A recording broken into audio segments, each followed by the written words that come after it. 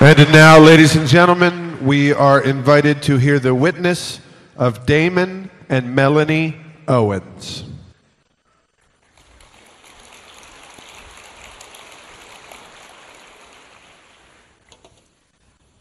Long before our work in theology to body, natural family planning, and certainly long before our 8 children, Melanie and I were what you'd call the prodigals from college campus, very far from the faith that we had grown up with. So April 24th, our wedding day in 1993, was a milestone in our return to the church. In the beginning of really our burning desire to serve God and His church in ministry. We were 26-year-old cradle Catholics from solid Catholic homes, but using the words of Pope Francis, part of the baptized whose lives do not reflect the demands of baptism.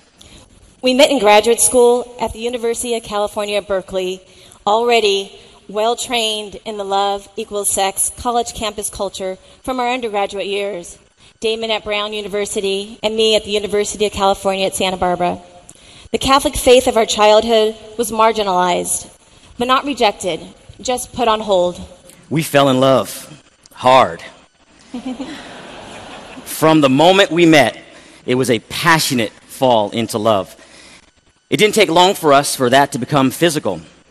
And we knew enough about the law, the doctrine, the dogma. We knew what we were supposed to do and not supposed to do, but quite frankly, it was just irrelevant to us, especially compared to the challenge and the ideal, but the ecstasy really that we experienced in our own relationship.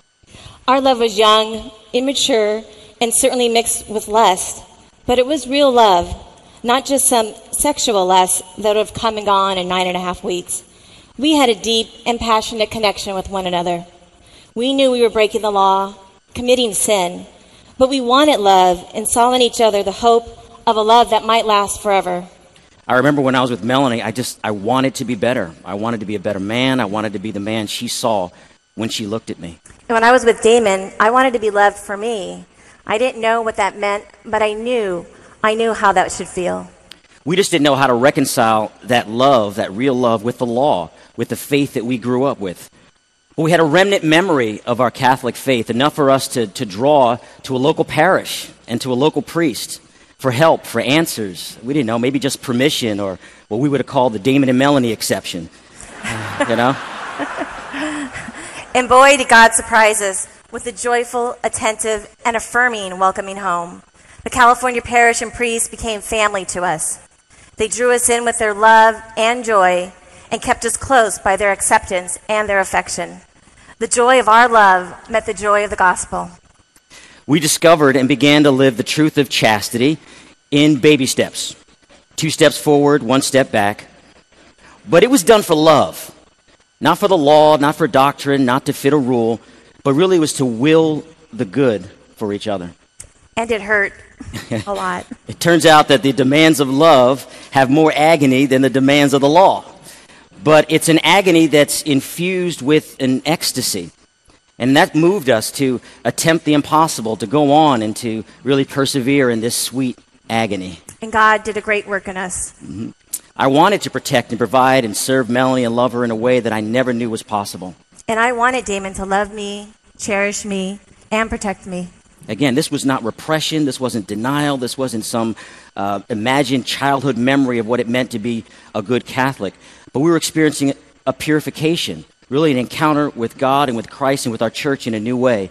And it was building up everything that we knew that was good in us and between us. And it really led to the 2.5 years of with sweet agony, 2.5 years leading up until our wedding. And this new beginning for us was also an awakening to the joy of God's purpose for our love and marriage. In and through our new chaste relationship, He revealed to us His inseparable connection to love, sex, marriage, family, the church, and really a universal search for belonging and joy. Our love turned outward into a real and passion to share the good news with others. We could no longer keep this to ourselves even if we wanted to. God's mercy, His mercy inflamed in us this joy to be family, and a joy to be that through natural family planning and adoption, and then in ministry, proclaiming the joy to be family, as to our peers in marriage preparation, and again as natural family planning instructors. The heart of our family life and ministry for the past 24 years is the good news of what God has shown and done for us. We are convinced that the world is filled with wounded but yearning hearts like ours were in 1989, beneath the mask of pride, mockery, and even rage against the faith. Or in terms of Pope Francis and our purpose together this weekend, how the joy of love led us to the joy of the gospel. And how the joy of the gospel inflames the joy of love. We knew Jesus Christ loved us when through his mercy he began to teach us to love each other. So we're living witnesses to the transforming power of love. We will do for love what we would never do for the law. And how powerful it is for even a mustard seed of a desire for love and joy to draw souls to Christ. This is our joy to be, this is our work, and this is the great gift that God has given us to share with the world. Thank you. Thank you.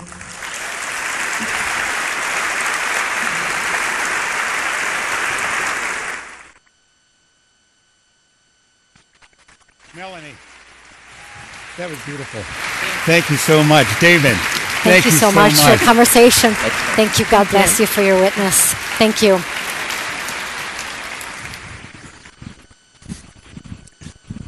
Dr. Ospino, thank you so much, and also grateful for the way in which you indicated that this convocation is an opportunity for us to set the course and the conversation for a new Catholic moment in the United States. And to you, Melanie and Damon, God bless you for indeed the living witness that you are, the way in which you're able to share with us your open, loving conversation with each other and that relationship with God that truly is for us a wonderful witness. So thank you. Thank you. Thank you for this incredible conversation. A couple of thoughts came to me as Dr. Ospino was speaking this morning, and also Damon and Melanie, that this is, as Bishop Burns said, a new moment for us as a church in the United States, but also for all those around the world. Also, Catholicism continues to be an oasis of love and faith and culture and hope for so many people around the world. And many people are thirsting for this mercy and love. As we begin to unpack some of the profound insights from this morning, we welcome back to the stage Miss Gloria Purvis, who is going to be our panelist moderator for all of the conversations that you're going to be here. Gloria, what can we expect from our time this morning with our panelists? Well, I'm hoping that as you listen to the conversation here, that you think about your own questions about the landscape and mission, and you take those out and continue to talk about them. Especially, we're gonna talk just generally about the landscape, and we'll respond to Dr. Ospino's talk as well as Damon and Melanie's witness. But if you have a question for the panelists, please text your question to Plenary, Plenary, 84576. So text Plenary to 84576. Do it now because it's a little bit of a process to sign up. You can ignore the part that says click here. Just respond with your email, and then hopefully we can get your questions. But don't be discouraged if we don't get to your specific question, as we have a limited amount of time and much to discuss. However, we do encourage you to connect with one of our guests in the hallways, at one of the breakouts, or over a meal, or elsewhere to keep the dialogue going. For now, though, let's dive in. Thank you, Gloria. Thank you for being with us. So I'm going to introduce our distinguished panelists. We have Helen Alvarez. She's a professor of law at the Antonin Scalia Law School at George Mason University. Good morning.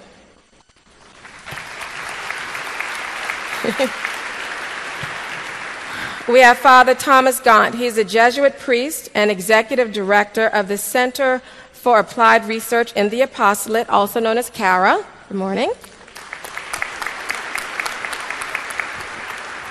And we also have Carrie Weber. She's an executive director of America Magazine, where she has worked since 2009. She is also the author of the book Mercy in the City. Good morning. And we also have Father Agostino Torres. He is a Franciscan friar of the Renewal and has worked with youth for nearly 20 years and specializes in bilingual outreach to Hispanic millennials searching for God. And we also have a space open.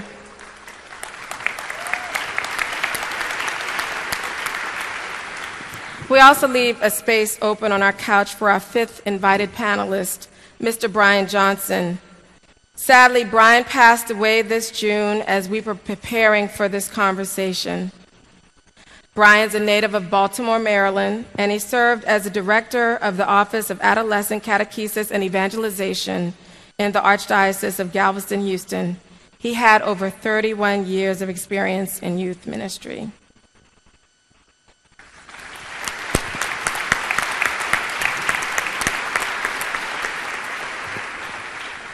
My friends, before we begin this conversation, let us pause for a moment of silence to pray for Brian, for his family, his friends, and for his colleagues.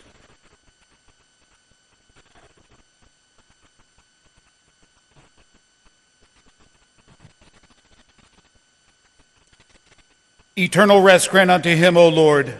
And let perpetual light shine upon him. May his soul and all the souls of the faithful departed, through the mercy of God, rest in peace. Amen. Thank you so much, Bishop. Brian, I understand, would have surely loved this conversation.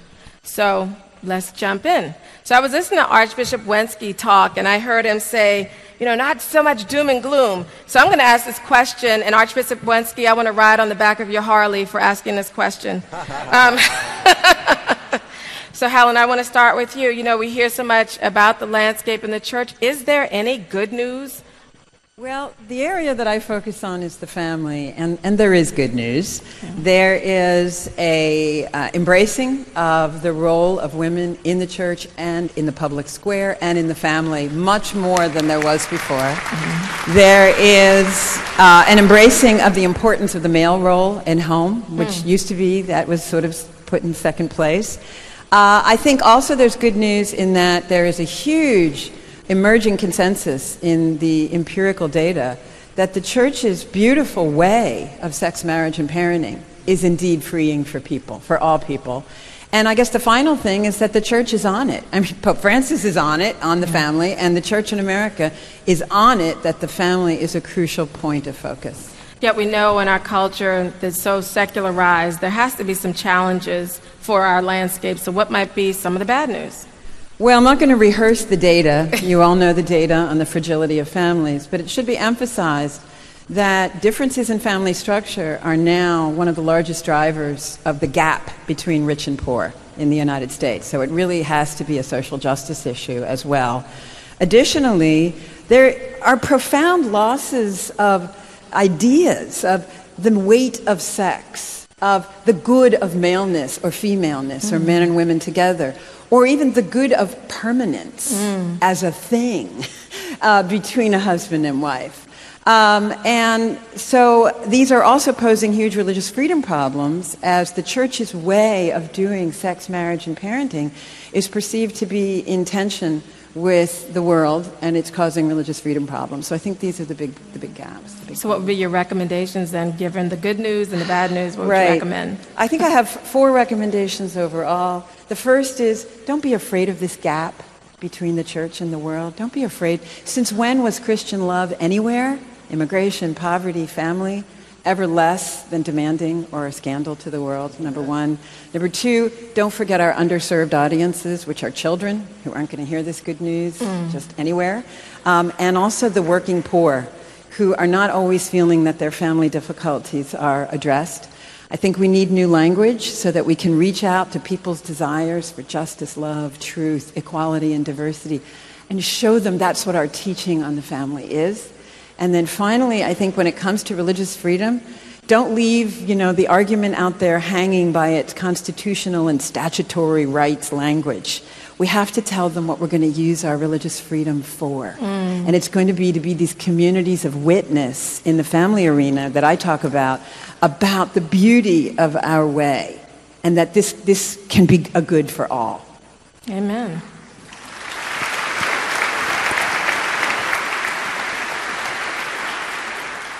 Father Gaunt, we heard Dr. Espino in his talk about considering the widest possible understanding of the Catholic landscape.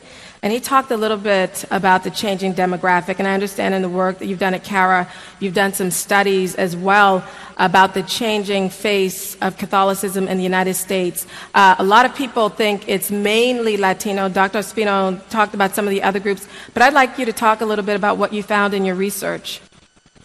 Well, one of the items we would highlight is that the church in the United States has always been kind of changing its identity over the centuries.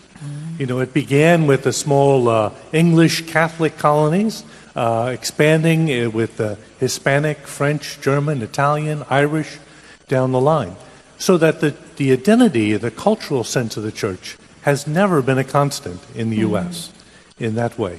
And so today what we have is this large influx in recent years in terms of the Hispanic population. But we can sometimes forget there is also another large wave of immigrants into the United States. So we have some 2 million Filipino Catholics. We have 500,000 Vietnamese Catholics. We have 500,000 African-born Catholics coming. We have 300,000 Indian Catholics.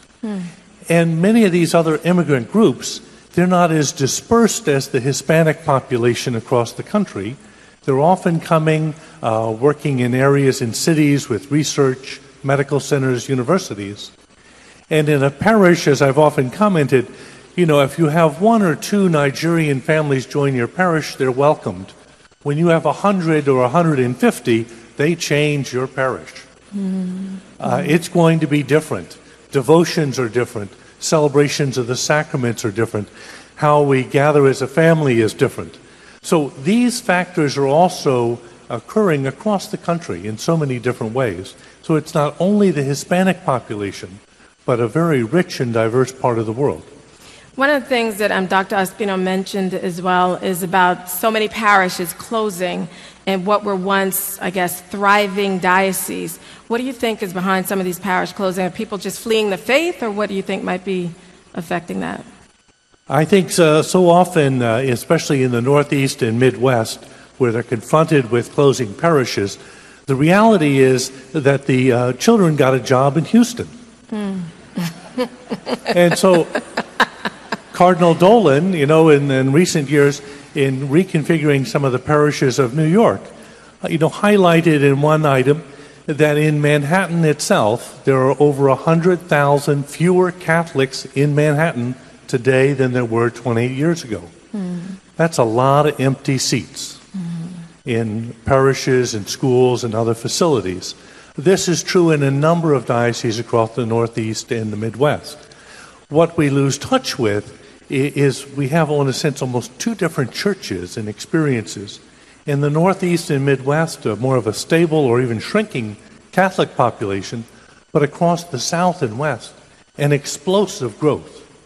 So we see in many dioceses, whether it's in Atlanta or Houston or Orange, California, they're often welcoming and trying to respond to 50,000 Catholics every single year for 20 years. Wow. That's a huge number, and the pastors, the parishes there are struggling how to deal with this explosive growth. And these aren't all simply immigrant Catholics. They're Catholics who move from New York or from Ohio or from Massachusetts, often for economic reasons. And so you have a piece of, if you're in New York City and you're a reporter, you can go to the local parish and, you know, pick a pew where you want to sit. But if you're a reporter in Houston or Atlanta or Orange, you know, first you got to drive to the parish a half hour early to get in the parking lot, much less to get a seat in the church. Right. And so it's so much is the context of what's going on. So the closing of parishes in the Northeast and Midwest are often simply because people have moved. Right. And what we don't hear is quite as much of how to deal with this explosive growth of dioceses trying to build one parish after another through the South and West and still not keeping up. Well, what's interesting to me is it's not people abandoning their faith. They're really just going where they can get better jobs to support their family, if I'm understanding you correctly. One of the other things that I was wondering about that I'm hoping you could address is this notion of Catholic identity. I've met so many people that don't necessarily go to church, but somehow still will say, if they're asked, that they're Catholic. What have you found along those lines in your research? When we do national polling, we look at the number of Catholics according to the self-identification. We simply ask you, what are you? And you say you're a Catholic. There are about 75 million Catholics in the United States. When we ask in terms of church engagement, we see something very interesting, distressing but interesting on the sociological side, is that about 25 million Catholics, 1/3 of all Catholics, never show up at church. Now, according to the theory, they ought to just fade away and disappear. They don't.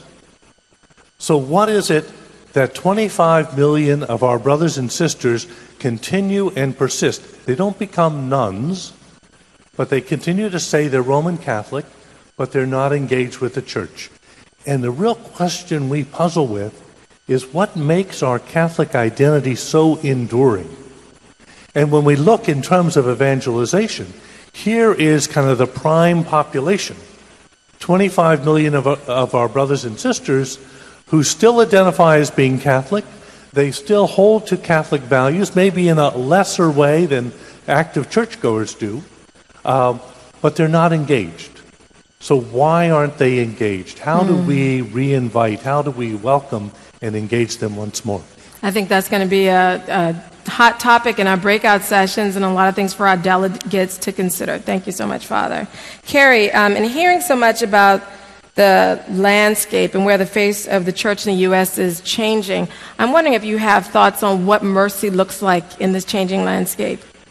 Sure. I've had the chance to go and speak with a number of parishes trying to really grapple with what this call to mercy that Pope Francis has called us to through the Year of Mercy and what we're called to through the gospel looks like in an everyday lived reality. And what I found is that there's an openness, that there's an element of invitation, and that there's an element of action. And people, as they grapple with this, as they struggle with this, they really are trying to see how to turn this sort of sentiment into an action, which Pope Francis talks about this term mercying, right? He turns that noun into that verb. He turns that sentiment into an action, and in doing so, he calls us not only to have mercy or to show mercy, but to truly be mercy, to embody mercy for one another in the lived reality of our world today. Because I think mercy often gets this sort of reputation as being a passive characteristic when really mercy is completely disruptive. It should disrupt our lives. It should disrupt the world, but in a way that renews it, in a way that reinvigorates it, in a way that changes how we live our lives. And that is really hard, right? And we don't want to wake up and think, well, gospel is calling me to this, but there's a whole new series on Netflix that I would like to see.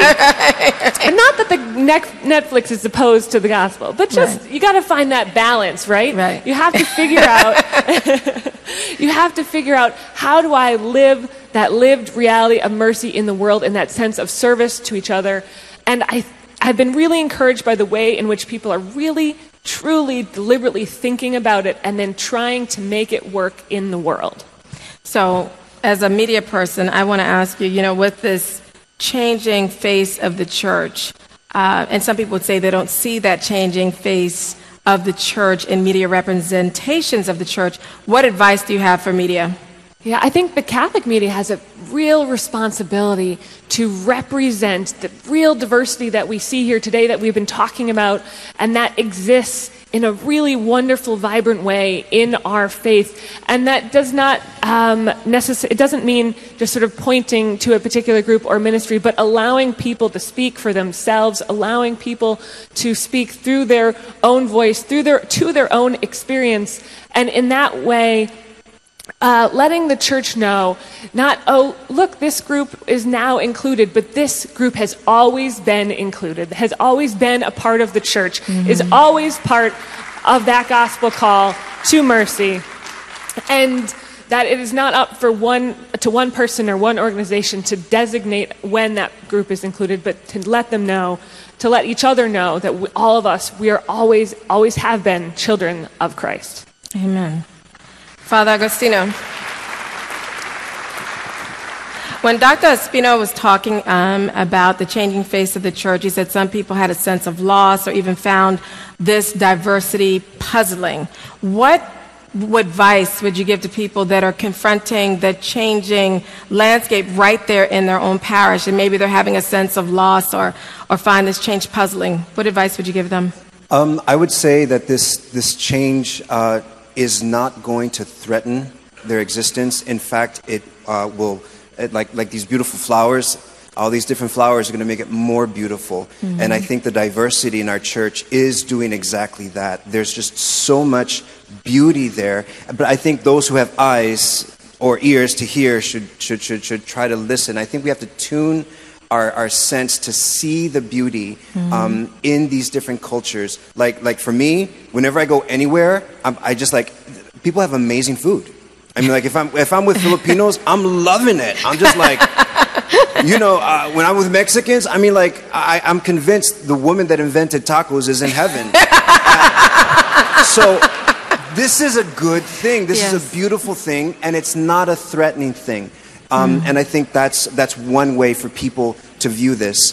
But that said, this diversity in the church, the Latino population, especially Latino millennials, I think deserve a special attention simply because every 30 seconds another Latino turns 18. So therefore, we're not just going to play an important role in the future of the church, we're going to play an important role in the future of this country. And I think there's a huge gold mine here.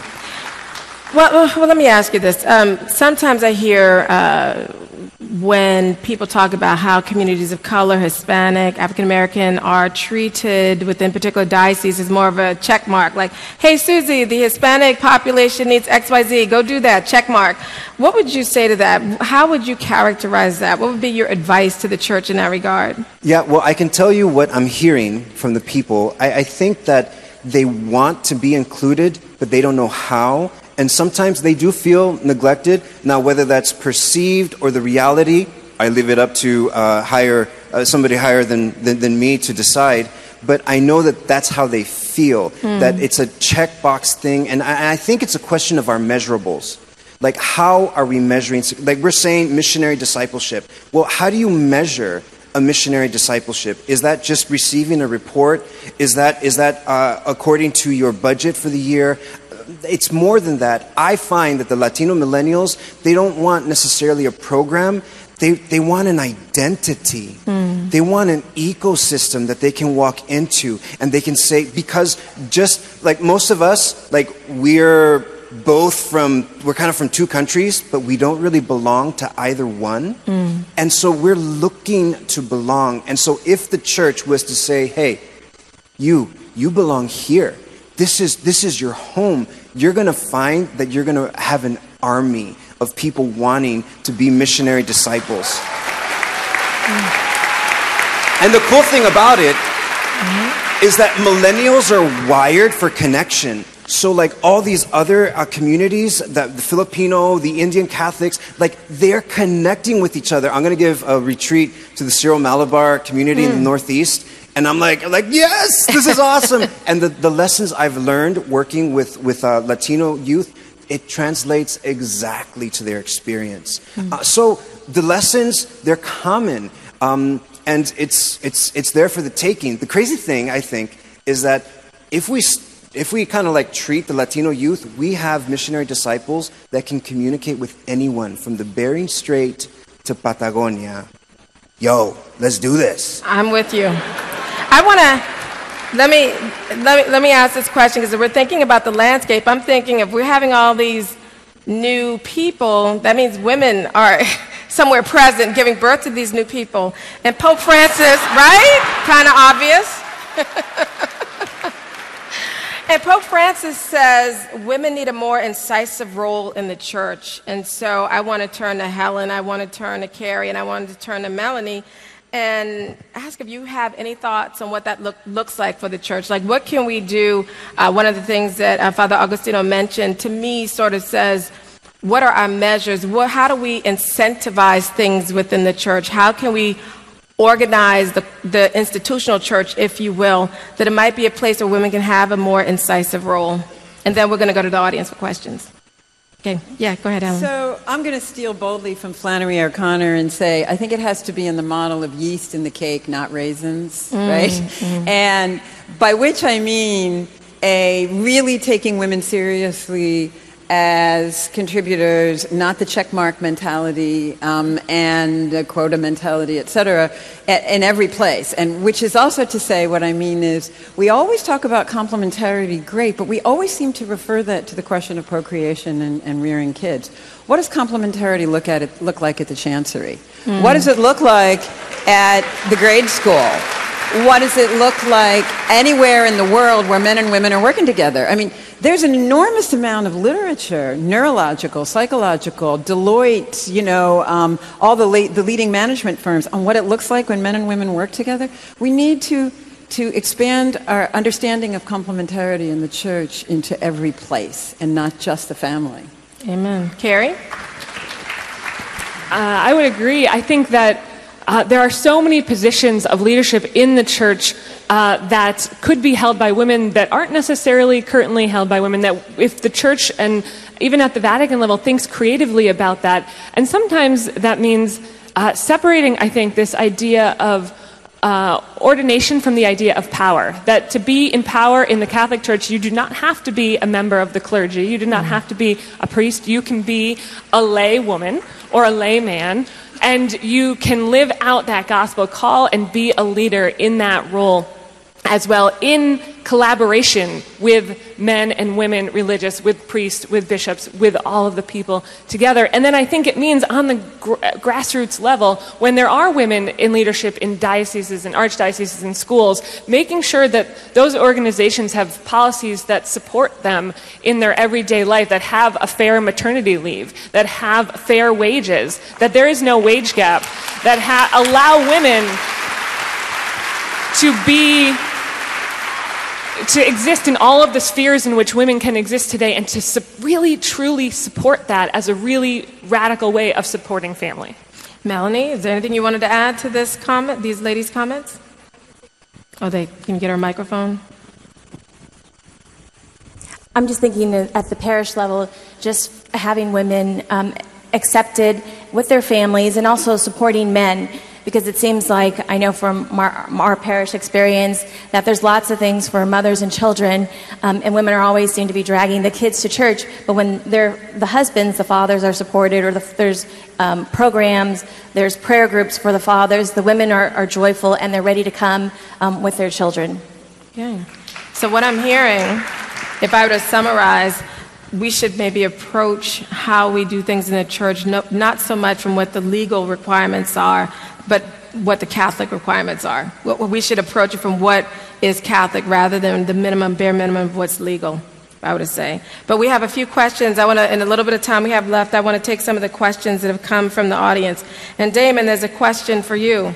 How can theology of the body serve as a platform to establish a new language to reach people in the peripheries and to help them feel connected? Yeah, this is actually what I think is the heart of St. John Paul II in theology of the body, and really the work that I've been privileged to do for so long, is that the experience that people have in the everyday life are things that we're always searching for meaning. We're searching for a priority and a hierarchy, if you will, of values. What matters most? And in the theology of the body, I've seen so many times that even if it's not a big theological treatise, the idea that we are made for love, and what does that mean? This gift of self, that we're called to be in relation, we're called to communion, we're made for communion. These are top-level concepts that John Paul II gave great depth to, but even in everyday life, they help us to understand what's important in that hierarchy of values. That what brings me joy, what brings me meaning in my life is being in relation to other people. And that relation has all levels of intensity and intimacy, but in searching for that deeper meaning, that the meaning of my body, this study or meaning of God, tells a story of not only where I'm from, not only where I'm destined to be, but how I live my life right now that validates both of those realities. Well, one of the things, and I was talking with some people leading up to the convocation, when you talk about reality of the body, someone was saying to me that God really doesn't care about all the genders and the sexualities. What would you say to that? And this is part of the unraveling and really the disintegration, if you will, the broken up and fracturing in people's hearts and the need to bring things back together. We have to answer two questions to the culture that are really opposites. We got the "this is my body" route, and now we have the "this is not my body" world, right? So the only thing that can bridge, right? How do you answer a "this is my body, this is not my body" culture? Right. By reestablishing the fundamental truth that our bodies reveal the truth of who we are, that everything in physical world is an expression of a spiritual reality, that there's a deep and abiding meaning, that your search for joy has to begin with recognizing what things are, and they can resonate with human experiences. So there's a huge opportunity here, more so than a crisis. There's a huge opportunity to proclaim what people are looking for. And I think Father Torres wants to add something here. If I could just dovetail with that, what I found in the South Bronx is that when you bring the theology of the body to a population that kind of like is like, where am I? They find their identity in Christ and they realize their dignity as sons and daughters of God. And this has like this almost magical effect of missionizing them. They're like, I want to bring this to my friends. This is why they're so unhappy. I've seen it all over the place. And that's a periphery a little bit. The Bronx is a little bit of a periphery. And what it does is it makes the church relevant to these young people. And that's what they're looking for. What does this have to do with me? This is what it has to do. There's three questions. Who am I? Why am I here? And what makes me happy? And I think, Helen, you want to add something to that? You know, when Pope Francis was doing those catecheses on the family prior to the Second Synod, he said, you know, when you obscure the entire idea about marriage, like St. Paul was right, you obscure that, you obscure an understanding of the permanence, the faithfulness, the fruitfulness of God's love. And when you obscure religion, you obscure marriage. But that it goes back and forth. And to have people, like when I said there was this profound losses, you know, God could have put procreation anywhere. You know, it could have been manufacturing, it could have grown in a field, women could have just had them on their own, or like with the old people, you know, men could have just given birth to the whole little baby in a pod sort of thing. And instead, he put it at the intersection of the man and the woman. And this is why I keep talking about sex having weight. So even when it's not procreative at that moment, it has this idea of future, kin, family, connection.